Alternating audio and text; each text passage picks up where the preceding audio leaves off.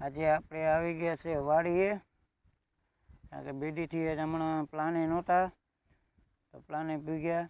પછી અહીંયા આવી ગયા છે વાડી, દેવાનંદભાઈની વાડી. જો લીલુંછમ જીરું છે ને બાજુમાં જુવાર વાવેલી છે. એકદમ આમ સુંદર મજાનો આનંદ થાય.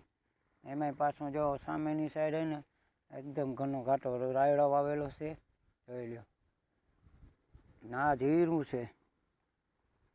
આપણે અહીંયા બેઠા છીએ, આપણે મોટરસાઇકલ લઈને, એટલે કે હોન્ડા લઈને, જોઈ લો.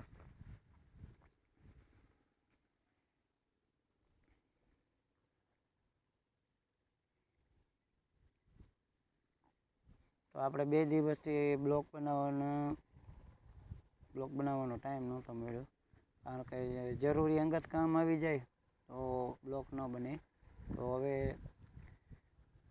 હાવ નવરા થઈ ગયા.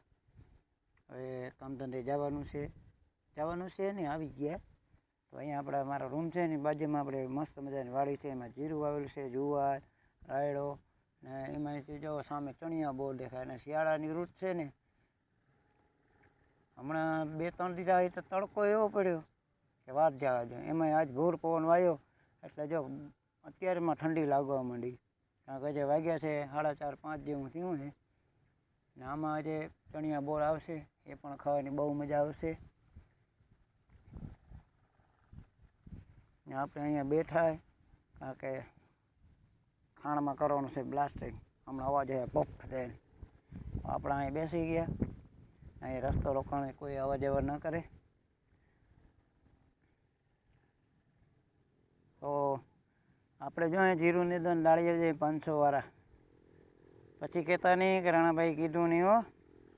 મને કોમેન્ટમાં કહેજો કોણ કોણ નવરા છે. તો આપણે જોઈએ છીએ આ ખેતરમાં જીરું નીંદવા માટે જુવારે વાઢવાની છે, ને ઓલા ખેતરમાં પાણી વારવાનું છે. આપણા નહીં હો, બાજુવાળાને છે. આપણે તે કંઈ છે જ નહીં. આપણે દાળીએ જવાનું, કામ કર્યા રાખવાનું. જોયું થઈ ગયો ને અવાજ?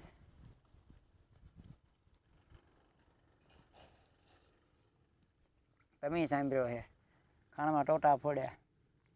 કારણ કે ભૈરિયામાં કપચી પીલાય તો ટોટા ફોડે, અવાજ કાવે ફૂલ. બાજુ વાડે વિસ્તારે અહીં આપણે રસ્તો રોકવા બેસી ગયા. તો આજમાં એટલું જ. ગમે તો લાઈક અને કમેન્ટ કરી નાખજો, અને શેર પણ કરી નાખજો.